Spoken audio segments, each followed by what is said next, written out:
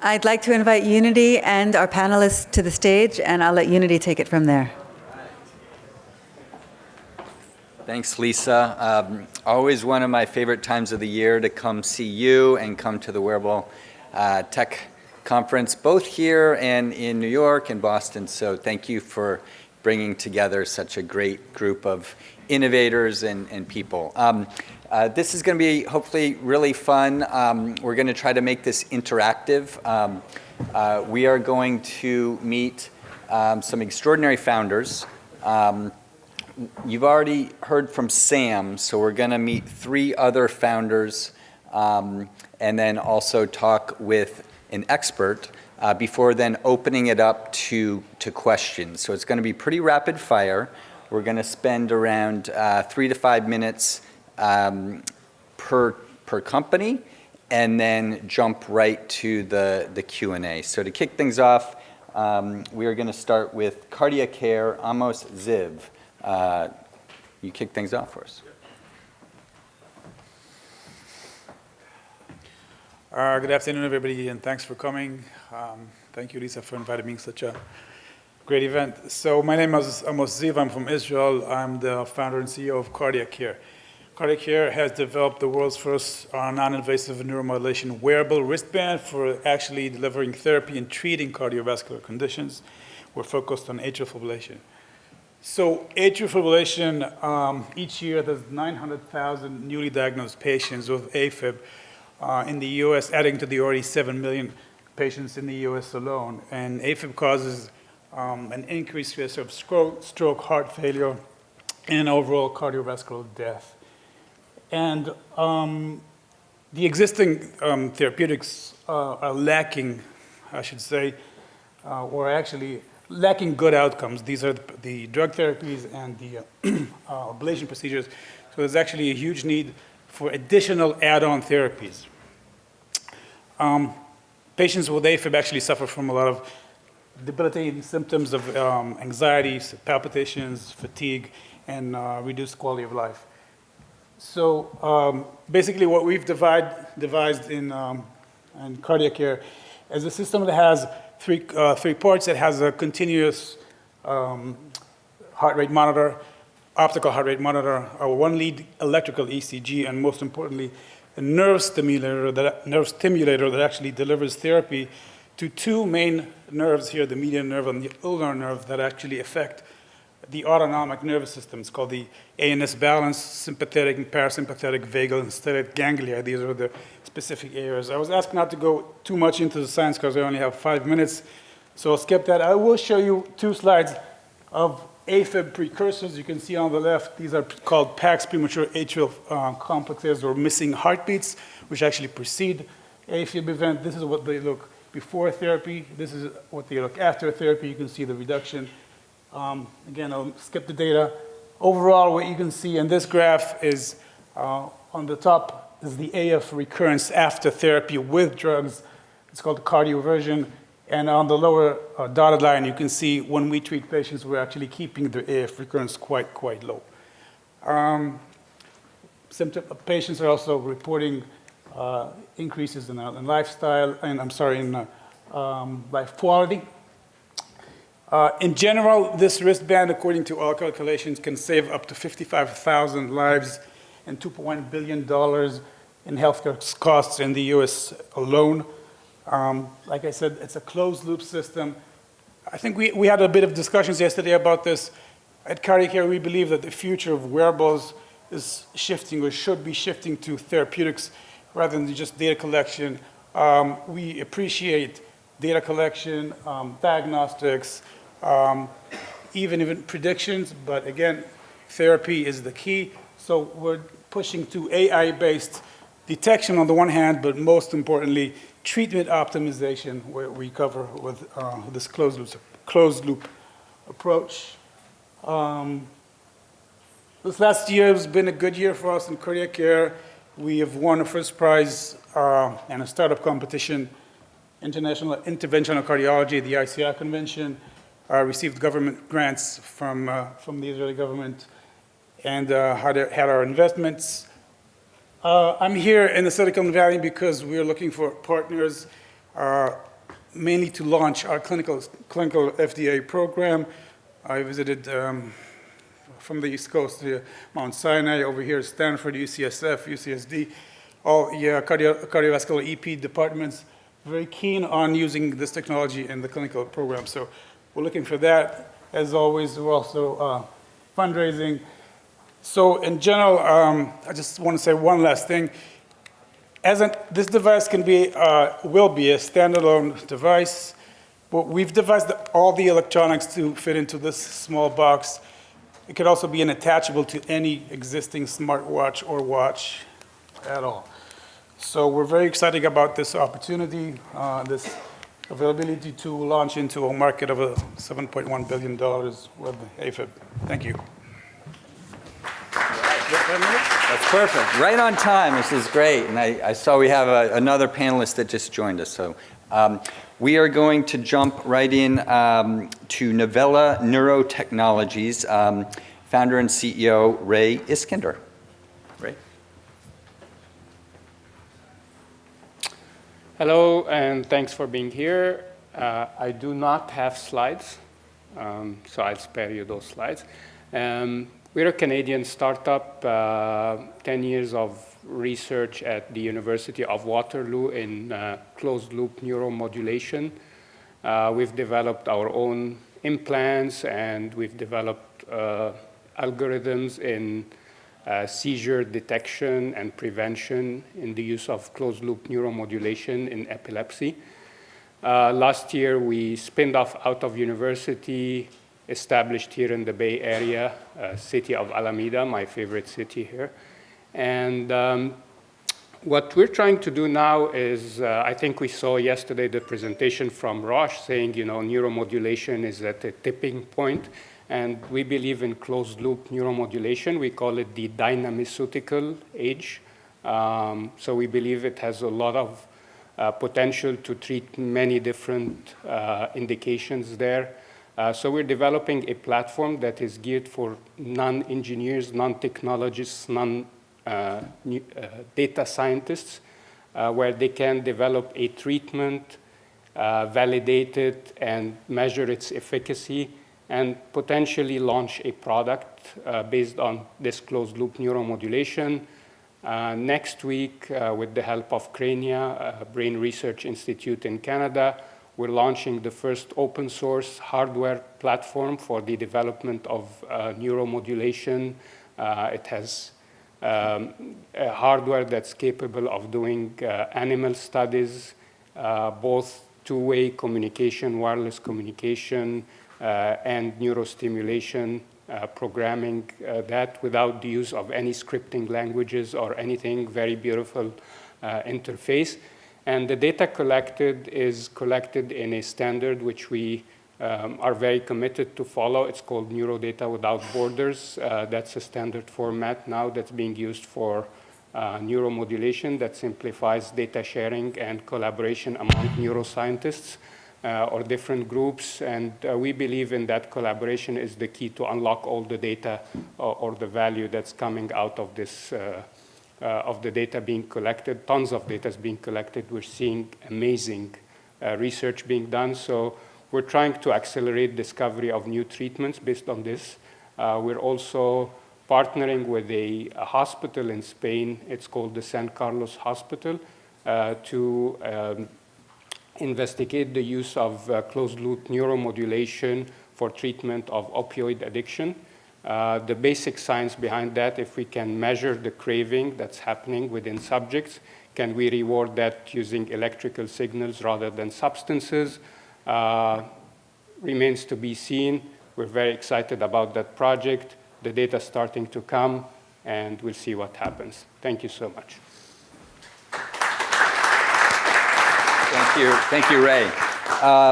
Raphael Michel from Onera Health.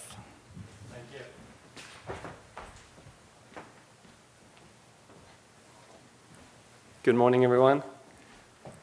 Are we standing between you and lunch?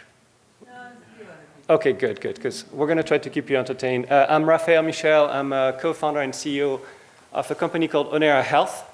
The company is based here. It's headquartered here in Palo Alto. with an R&D office in the Netherlands, in Eindhoven, where the story started. What we do is building a service company in the field of monitoring and diagnostics, starting in sleep.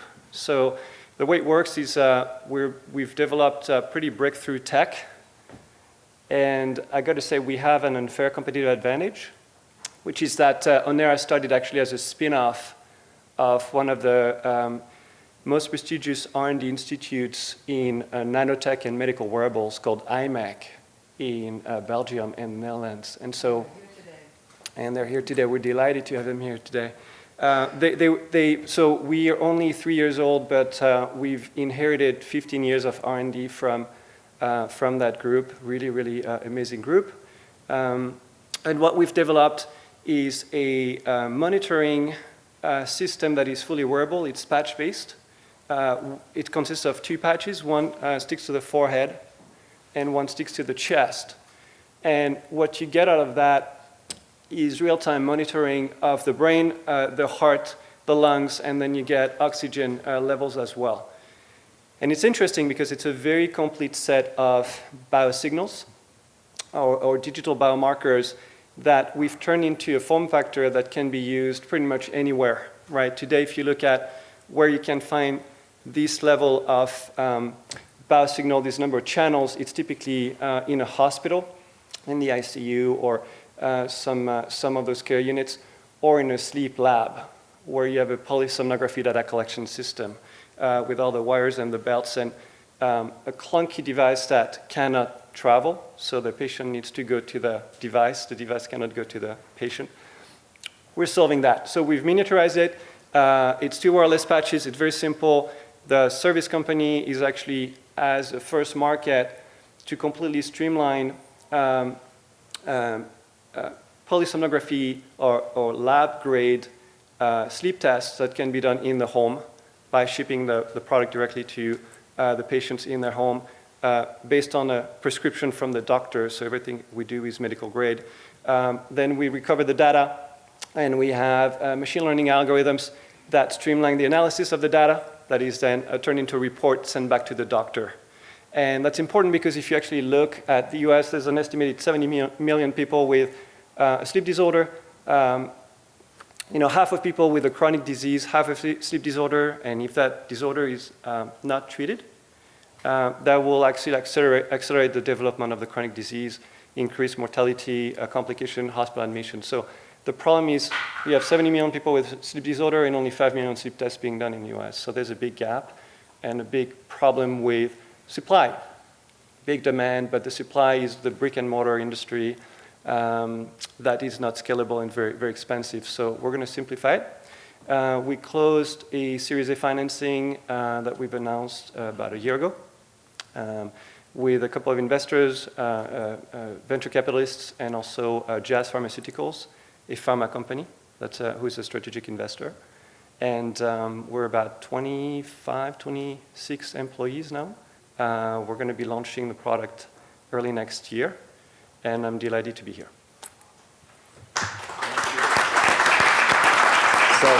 So we've already heard from Sam from Aware a few moments ago. So we've seen 4 completely different solutions that I think there's so much more to learn about what each of you are doing. We also have another guest on the panel, John Genova, who has a completely different background, someone we like to call an expert.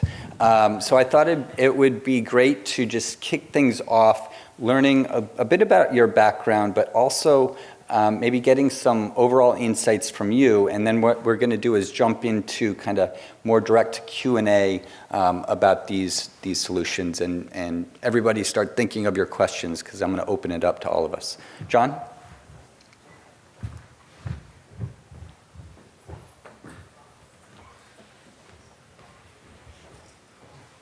Thank you very much.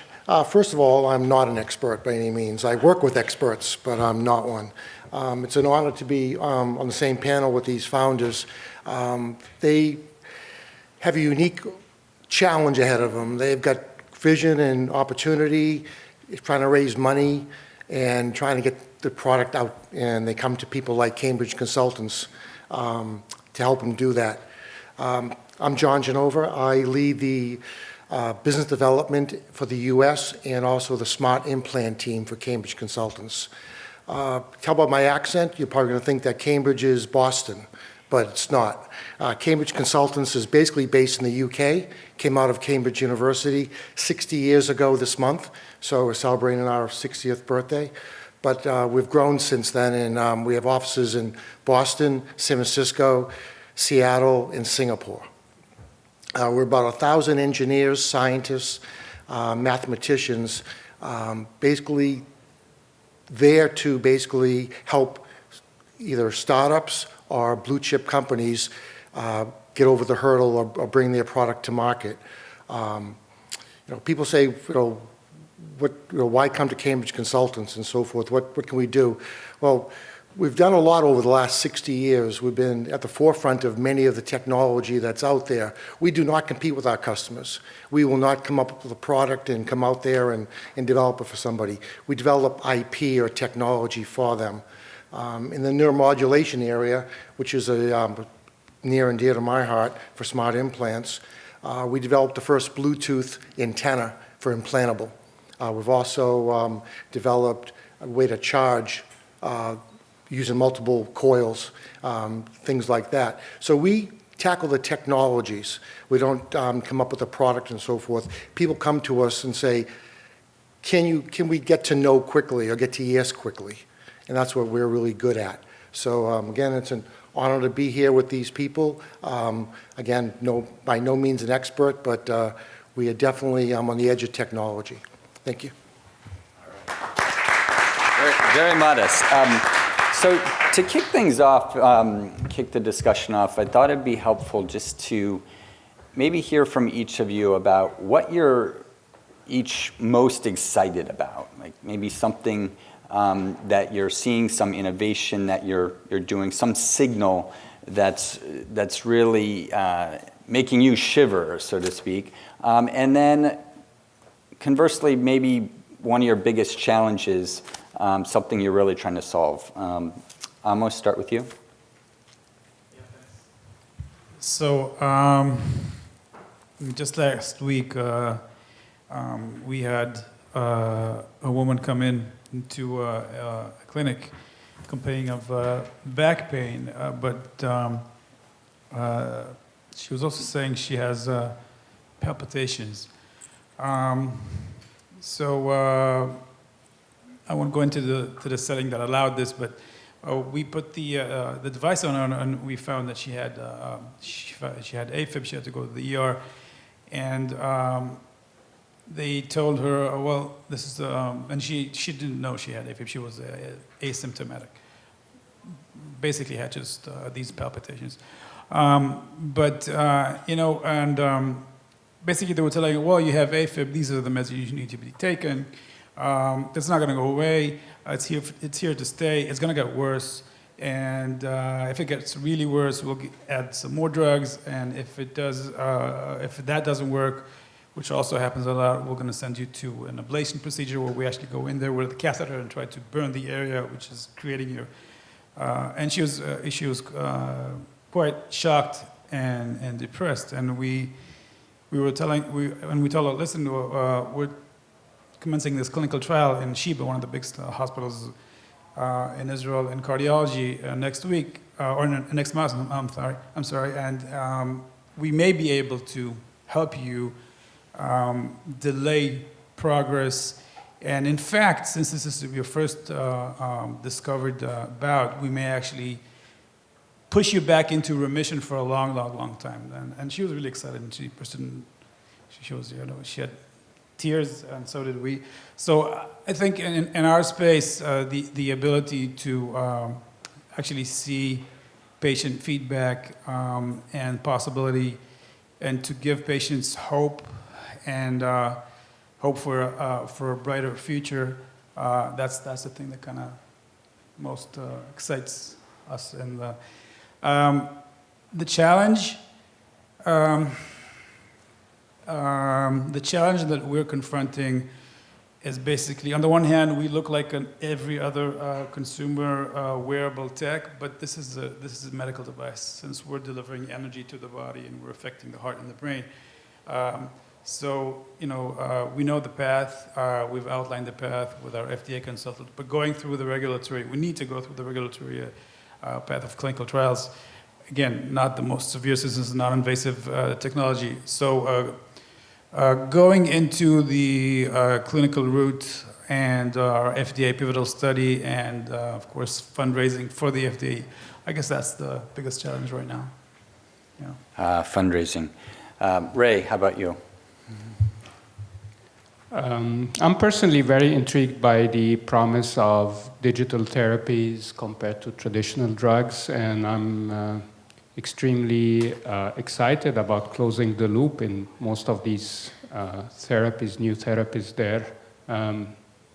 I believe that closing the loop has a lot of potential to improve therapies and make them more optimal. And I'm very passionate about how we can use more data into this whole process. How can we clean the data? How can we make the data more standard? How can we share more data with other groups to analyze them in different ways, unlock more insights about them, but also give more data to patients, their parents, the therapists. I think yesterday there was a very good point about the role of how that data can enable or accelerate even the patient's psychology into believing that this therapy is really working and getting faith into what they're going through and accelerating the whole therapy. So I'm very passionate about the use of data in this whole thing there. The challenge we have is, that's the curse of having a platform that can work through 20 indications. Is we really have to be focused now, is choosing which ones we work with. So we saw an immediate opportunity now with epilepsy. And I'm personally very passionate also about the addiction. How can we help with addiction? So that's where we picked those two areas there. Sam, I could sense your excitement during your demo, and it seems like there's a lot to be excited about. I'm sure you have a similar challenge where there's a lot you can do with this. How do you focus? So maybe some of the things you're excited about and how you navigate some of those challenges. Yeah, that's a great point. And we really had to narrow down on seizure detection because we could do a lot of things. We're also going to predicate off of just the normal scalp EEG as well. But we needed to really understand the market and make sure we could be successful there as we brought the platform together. Like I said, it's our vanguard. But that does keep you up at night because there's a lot of directions you can go. As it relates to the pharma, it's just working with them and having them define the requirements. Working with them is fantastic because you also see other opportunities as well. And you only go after the ones that they could pull you into the market. There's some drugs that they just need to have our device. One instance is we identify a prodrome phase before rare disease happens. And so that's something you got to be able to identify it in order to treat it. So that's interesting. Working with our licensees, picking the right ones. And as you know, you only have so much time in the day. So so many arrows in the quiver, you got to pick the right ones to really get behind and help. And the big guys, they're the ones that, can make a market for you. So all of those decisions, are not easy, but we all make mistakes. We just want to make them fast and cheap. So I don't know if that answers the full question. It does, and we can dig into, as people want to learn more. Raphael, for you, something completely, a different way to measure, there's so much to dig into and learn. What are you most excited about? I think there's a couple of things. What I get really excited about is the ability to bring monitoring outside, and I would say a very comprehensive level of monitoring and diagnostics outside the hospital, where it's typically being done. And what we see today is a little bit of a divide. You can get some technologies that are consumer friendly and can be used in the home or in an ambulatory setting, but they typically, one, either will not give you the full picture because they cannot capture the full picture, or the data they will get is not data that's trusted by doctors, right? And so they will not lead to a treatment decision. And I'm excited about the ability to now, with technology, to actually not only miniaturize and really bring monitoring, hospital-grade monitoring outside the hospital, but also to design it in a way that it can be used directly by people on a regular basis. And I think what's game-changing here is that if the data is medical grade, is actually data that doctors will trust to make an informed decision, be it both for diagnostics purposes or for treatment monitoring purposes. We're bridging the gap that there has been between what happens in a clinic or a hospital and what's happening in the home. The other piece that I'm excited about is that we're going to be collecting more data points more frequently. We're going to be able to actually generate very rich longitudinal data sets of biosignals.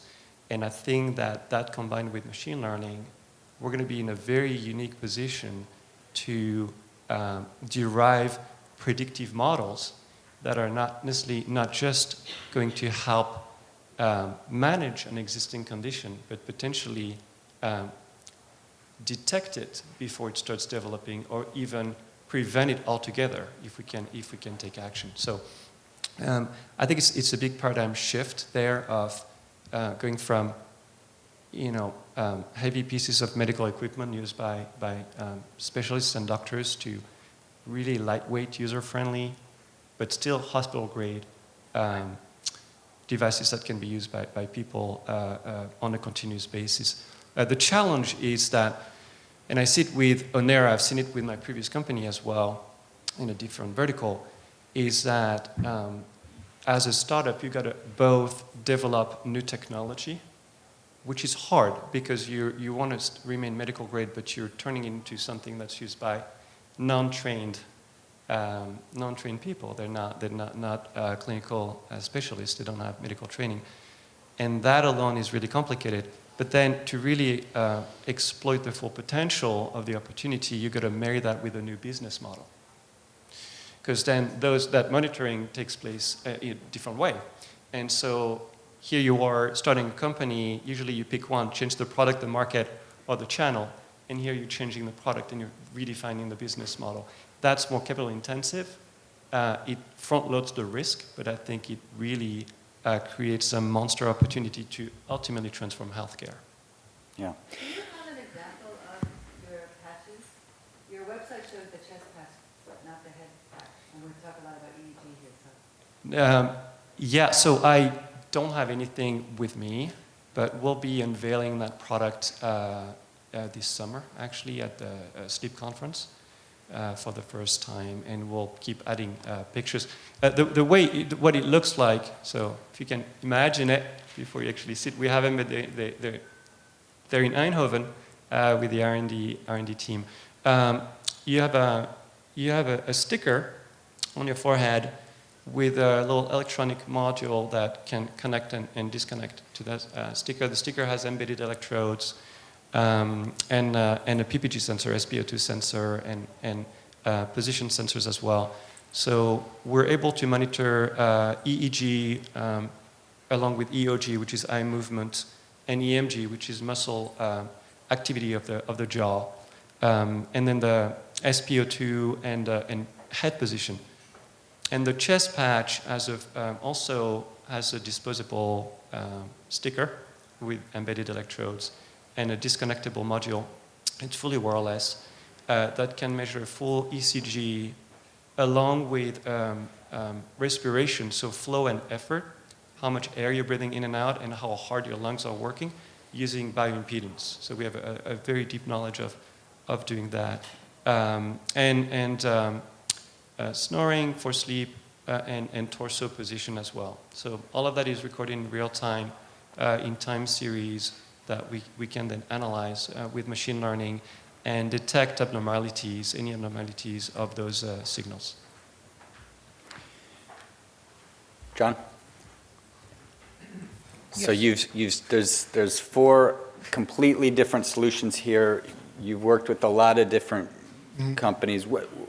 Either what questions do you have for them, or what are you most excited about what you're seeing? I mean, is the pace of innovation moving faster or slower than you would expect at this point? What are you most excited about? Sure. Innovation is moving very quickly. I'm very excited about that. Things we saw 4 or 5 years ago are now coming in with second, third gen right away. I mean, how quickly, I go back to how fast a flip phone became a smartphone. Same thing in medical. Things are moving very, very quickly because the technology's there. It's basically the combination of the medical industry, which used to move very, very slow, is now combining with the consumer industry, which moves very fast. Every 9 months, Apple or Nike comes out with a new watch or a new piece of clothing or something for people to wear. The patient of yesterday is now the consumer of today. And the medical field is starting to realize that. So they're moving a lot quicker in their adaptation to look at new products.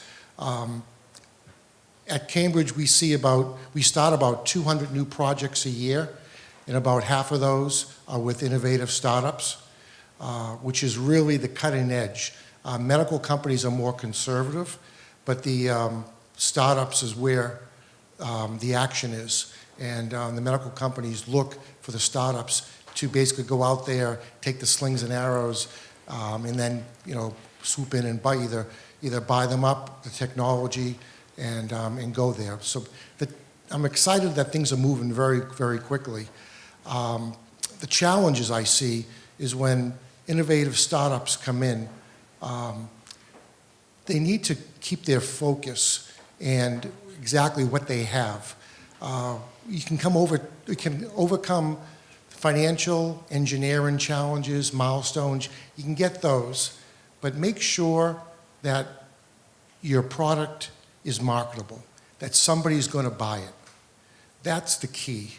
You'd be surprised how many people come in and they don't like being told their baby's ugly, or there's not a need for it. That we ask them that right in the very beginning.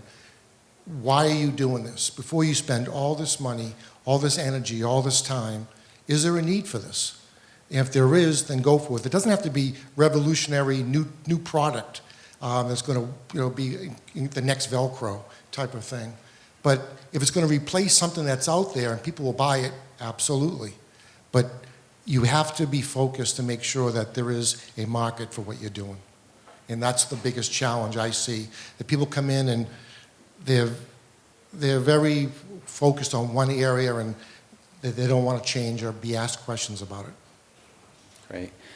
So what questions do you all have? What do you want to learn? Does anybody have a question? Smartest room in Silicon Valley here. Come on. Yeah. I appreciate the need to focus. It seems like a lot of the focus has been around seizure. I just was wondering what the potential opportunity and challenges are around pain management, and in particular, it could be measuring pain as for other treatments, as well as treating pain. Pain is probably the most difficult to treat or to understand, because what's painful to you may not be painful to me. And on Tuesday it may be painful, but on Wednesday it's not.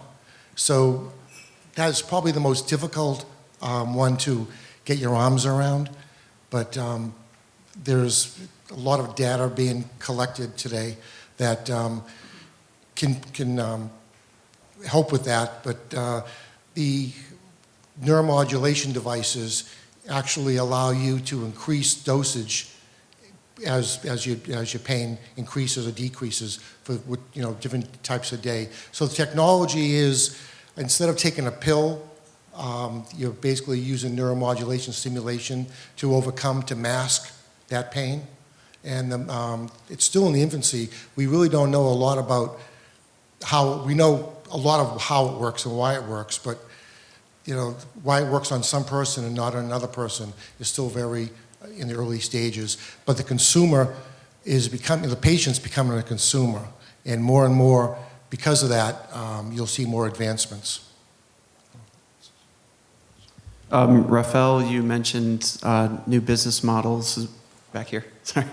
Mentioned new business models as being one of the potential ways to unlock this. Are these business models waiting for the right mix of partners? Are they waiting for the market to reveal the right places to compete?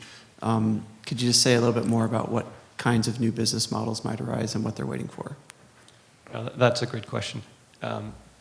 I think the transformation that I've seen in healthcare for the past 20 years is, I worked in different industries in the cardiovascular space, medical robotics, in the hearing space, and before, medical devices were designed for doctors and the clinical staff to be used on patients, but there wasn't the same level of consideration that there is today on being very design-centric, very user-centric. And so what we're doing and what I'm seeing done now is when you're looking at designing a product, be it a medical device or a solution, it starts with the patient. And technologies allows us to do that today because it's become more user-friendly, more convenient, more powerful, in the small form factor. But for me, it's always been the starting point, which is what experience do you want to create for the end user, for the patient? And what is that solution looking like? And it's not just a technical solution, but it is actually the whole experience around accessing. So for instance, if it's a device, is how are you going to access the device, try it, use it, connect with your doctor. When it's a diagnostic test or monitoring, for instance, is how can you create something that's very convenient where you don't have to go to a lab, spend a night, or you don't have to go and pick up something 40, 80 miles away or wait 5, 6, 8 weeks before you can get that test done. And so the question is the market ready for it? Are physicians ready for it? Are payers ready for it? Not always. And I think it's a very important checklist to go through as an entrepreneur, as you're designing this new patient experience and as you're designing this new business model, whether there might be roadblocks that would prevent you from moving forward. And it's very possible that the payers may not be ready, reimbursement may not be in place, physicians may not be ready for it. I do think that there are many opportunities. Definitely I see patients, I see people being ready for it and asking for it. And I see the industry changing their mindset and trying to move, not as fast as in tech, but trying to really move forward and getting more patient-centric. What are the paths that all of you are choosing toward reimbursement, and why have you chosen those paths?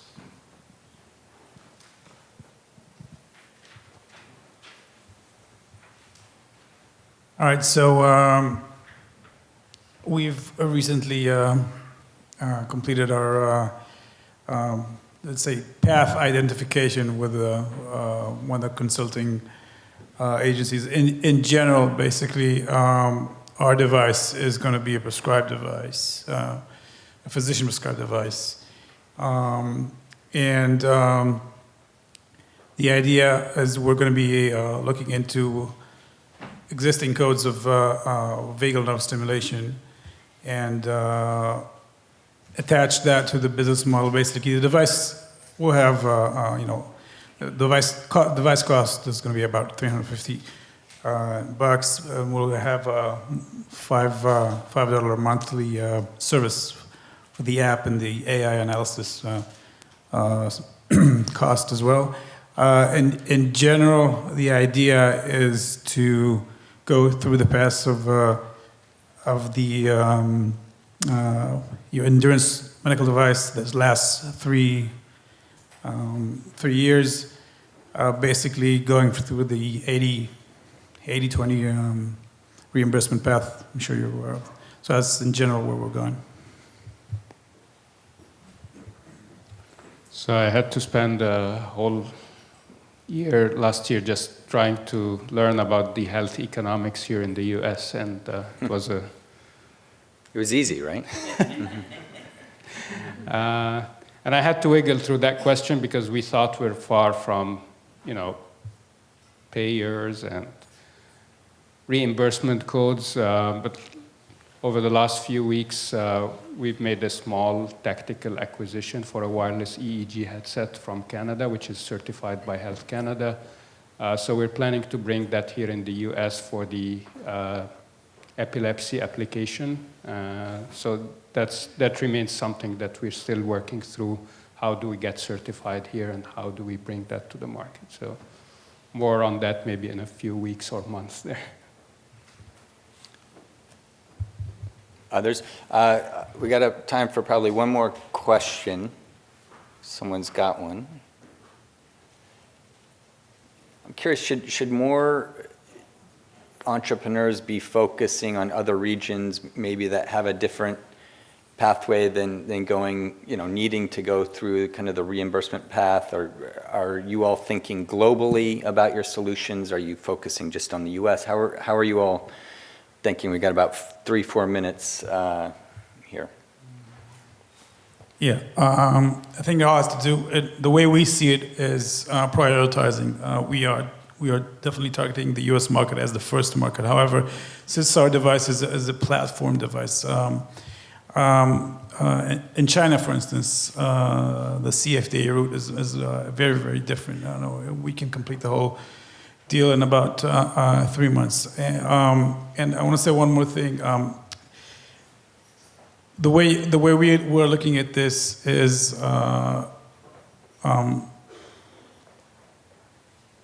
these home care wearable devices. The way we see the future of these home care wearable devices is that they're gonna be converge into the consumer medical and the medical devices and the consumer products will merge. We believe will merge, and we're seeing that. The Apple Watch is an example of a medical device which started as a consumer. But we believe that also in the realm of therapeutics, this is going to happen. So we're preparing that in that direction in the way that since our device basically is a platform device that affects the central nervous system, the vagus nerve, you can call this the gas or the brakes. By the way, we with animal studies, we've actually been able to, by changing stimulation parameters of these median and ulnar nerves, we can actually either enhance vagus responses or block vagus responses. So there's enormous applications starting from blood pressure, going all the way down to stress and sleep and anxiety. But in general, the way we're going to break it, we're thinking about this is for the clear medical indications, there's no other way in the US, for instance, Afib, or heart failure or blood pressure, other than going through the FDA. But for the more, I'd say, for the more consumer well-being applications, we're actually looking at different markets. Other quick thoughts? We got about 60 seconds here. Yeah, quickly, I mean, the US market is probably the biggest, the most challenging. That's why we came selected here. But, obviously the video we've seen about Ghana this morning and the potential of those new technologies to provide better healthcare in other countries. I personally come from Africa, where I've introduced, technologies there, 3G networks, 4G networks, et cetera, and I've seen how those impact people's lives there. And the adoption was much quicker than even Europe and the US, so I'm pretty much looking forward to other countries as well. Yeah, so my customers are global, my licensees are global, so we have to think globally. As it relates to epilepsy, the seizure detection, we're focused on the US. So we're not on the market yet, but what I would say in terms of when you look at I think that the world is getting smaller and smaller, and so it's worth looking into different regions and different markets and different reimbursement systems in the world. At the end of the day, I think it's a combination. You want to look at the size of the market opportunity, because getting coverage is just one of many things that need to be in place. You also need to put in place operations and marketing and just a whole business to build, unless you work, unless you're just a medical device. But if you're building a business, there's a startup cost that is pretty significant in every new region where you go. So as you look at your roadmap, I think looking at really the size of the market, if you're going to do it, how big is it going to be, the market readiness in that region, and then the reimbursement actually needs to be part of it. Because I think if reimbursement is either not there or will take a really long time to put in place, and your users, your patients, are not willing to pay out of pocket, they expect whatever that service is going to be covered, at least partially by their insurance, that'd be a really tough one. It can take a long time, so I think it's definitely high on the checklist. Yeah. Well, this is our time, unless, John, you have a last minute. Okay. First of all, just want to thank you all. I think the entrepreneurs like yourselves and innovators like yourselves and those in the room are really the superheroes of our time that are focusing on these issues that will impact our health and well-being. So thank you for sharing your knowledge today with us. Thanks. Lisa?